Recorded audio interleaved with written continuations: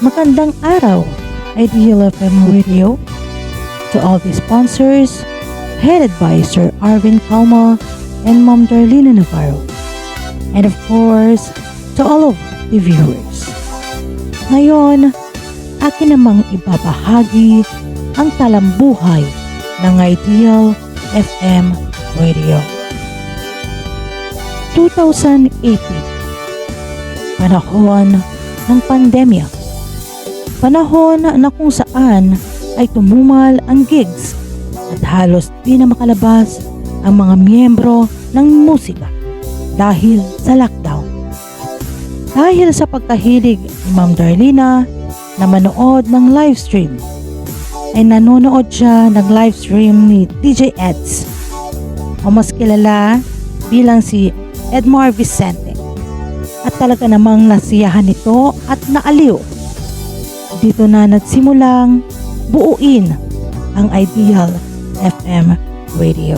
September 23, 2020, nung ito ay buuin. Pero October 1, 2020, nung ito ay formal nang mag-upisa. Ideal FM Live, musika, pagbati at request, ang titulo ng kanyang programa, na talaga namang maaaliw ka dahil sa bukod sa magaling na itong kumanta, magaling pa itong magpasaya sa kanyang mga audience.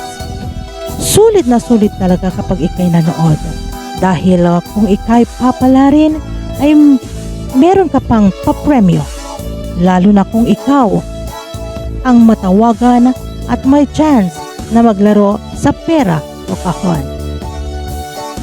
Singing Diva at Diva ang isa sa pinakamalaking patimpalak ng programa, na kung saan ay iba't ibang magagaling na mang-aawit ang nakikilahok, di lang dito sa Pilipinas kundi pati mga OFWs natin. Ako, si DJ M, DJ Lover at DJ Mara ay naging kalahok sa nasabing programa. Halloween costume na ginaganap tuwing November ay isa rin sa inaabangan ng ating mga masugid na viewers. At syempre, ipaparada ng bawat kalahok ang kani-kanilang costume. Tuwing sasapit naman ang December, ay iilawan ang mga napakatingkad, napakagandang Christmas lanterns na gawa lamang sa indigenous materials. At talaga namang kamangha-mangha ang obra mestra ng bawat kalahok na nakikiparticipate ang kanilang respective barangay sa mismong Sinait, Ilocos Sur. At syempre, hindi mawawala ang gift giving tuwing Pasko. Noong ikalawang taon ng selebrasyon ng Ideal FM Radio, ay talagang umuwi pa si Sir Arvin at tumalo. Yan din ang araw kung saan ay na-bless ang bahay ni Ma'am Darlene. In fairness, umulan talaga ng dolyar.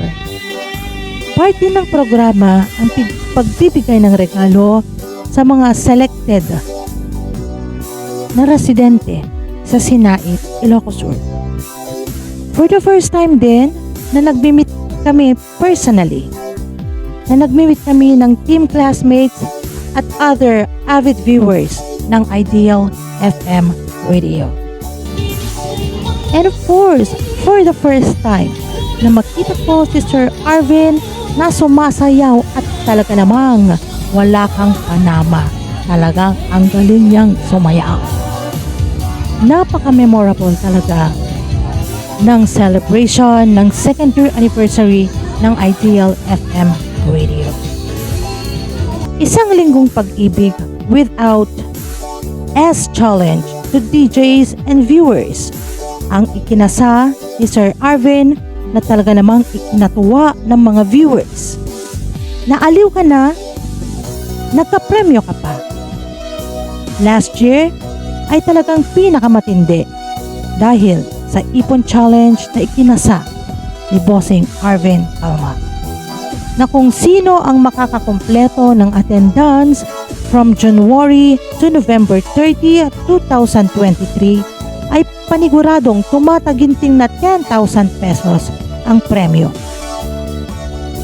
At during a 3rd anniversary celebration, the first highest SS sender or screenshotter sender above 100 viewers, ayan, ay makakatanggap din ng 10,000 pesos.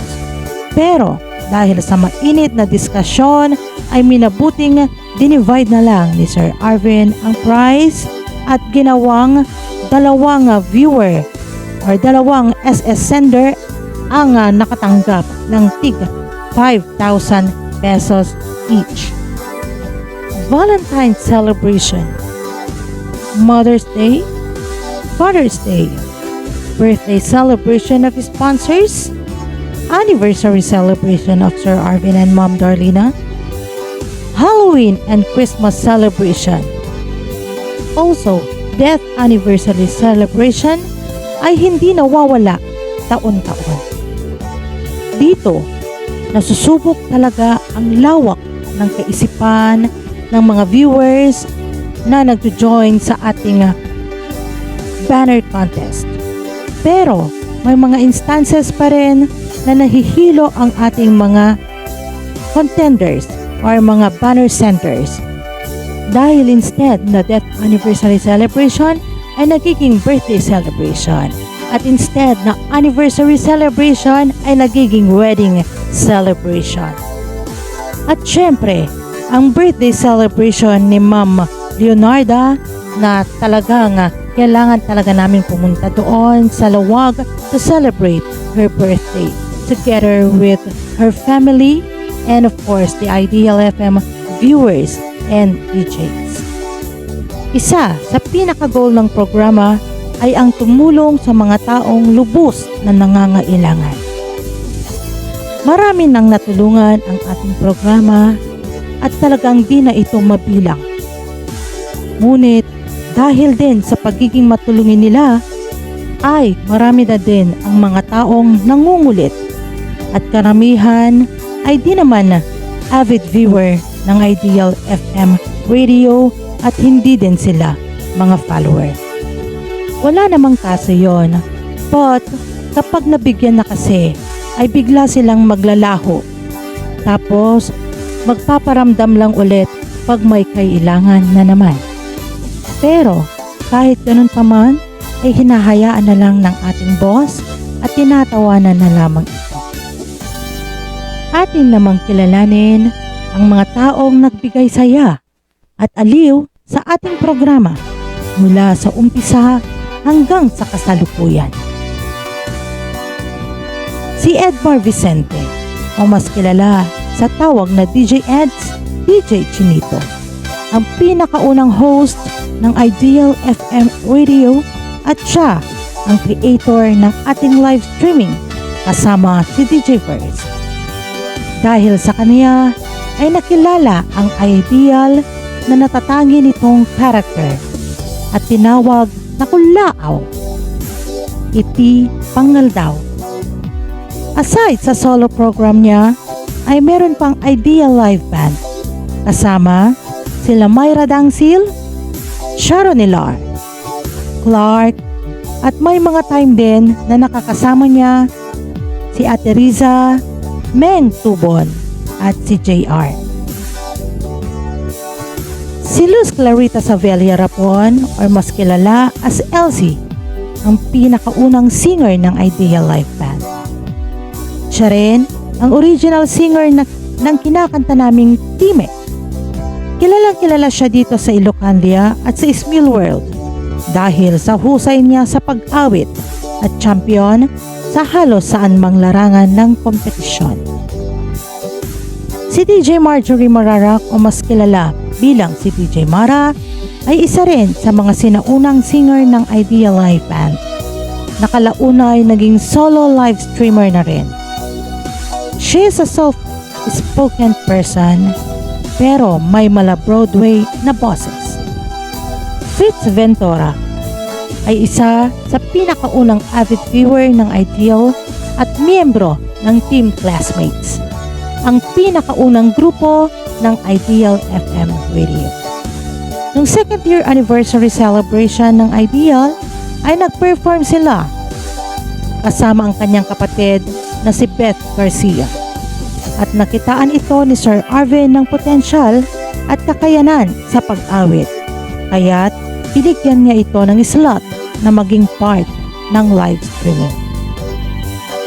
Irene Camarillo o mas kilala bilang DJ Genyen ay isa ring member ng Team Classmates na kung saan ay nakitaan din ito ng hilig sa pag-awit dahil sa pagsali din ito sa mga Ismil contest.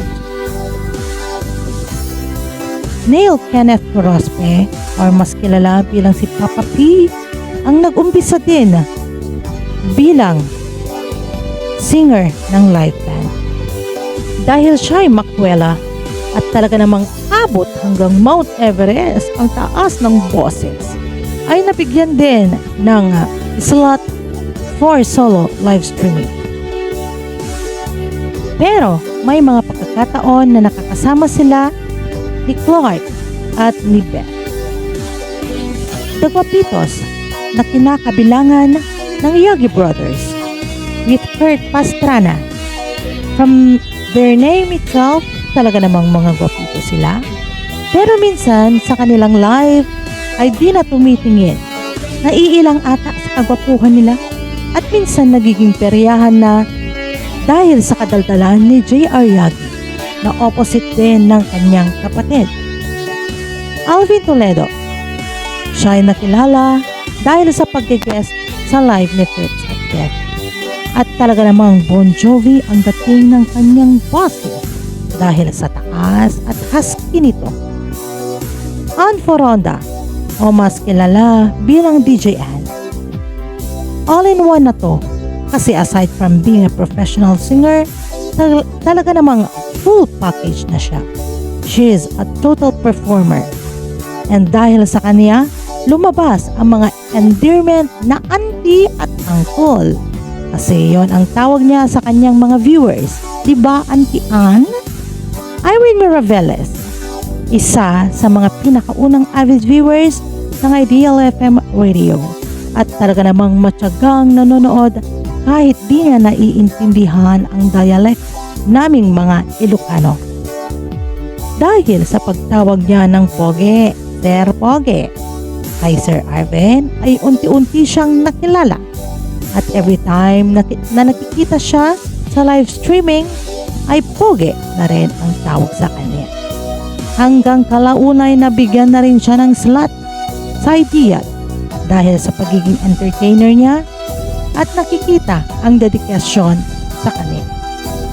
Lover Kay Marie, nakilala at napamangha niya ang ating mga boses dahil despite na siya ay Bisaya, ay nagampanan niyang kantahin ang Ilocano song nang walang kahirap-hirap.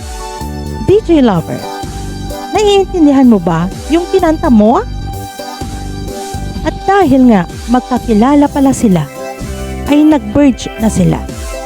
Si Irene para Marites at si Lover tagakanta. O diba? Sinong mag-aakala na ang ganda pala ng outcome ng kanilang tandem? Lastly, me, myself, and I, Mary Ann Galamgam Sullivan, o mas kilala bilang DJ Mean at kalaunay DJ M na lang. Ako'y nag-umpisa as editor ng page.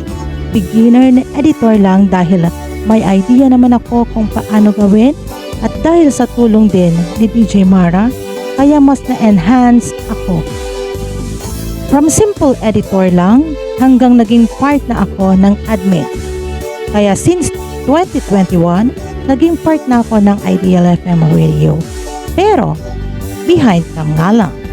Until such time na naging part na rin ako ng on-screen. Until naging treasurer na. Until naging head or leader. Up to now. I am a professional singer, but dahil maliliit pa ang aking mga bubwets, ay mas pinili kong live streaming muna at least kahit papano ay nakakatulong ako sa aking asawa at nabibili namin ang needs ng mga bata. Nakikita nyo akong baliw-baliwan pero ganun na talaga ako. Kaya nga, bigla na lang akong sinasapian ni Lola Basyang.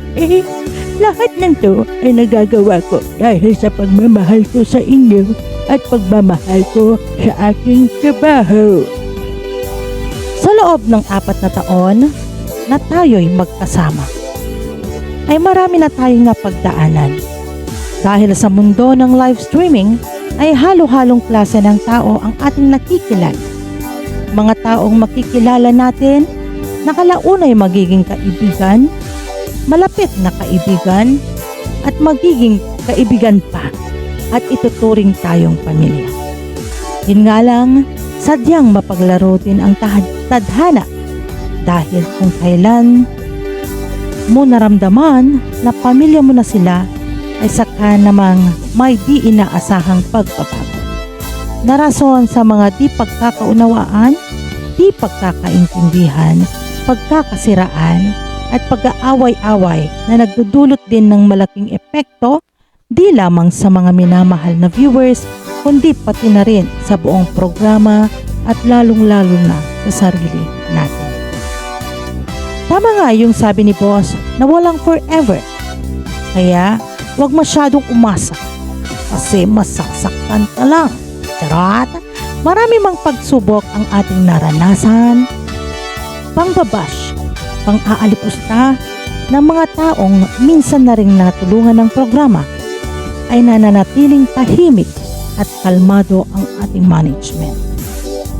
Dahil hindi lahat ng bagay ay kailangang bigyan ng pansin.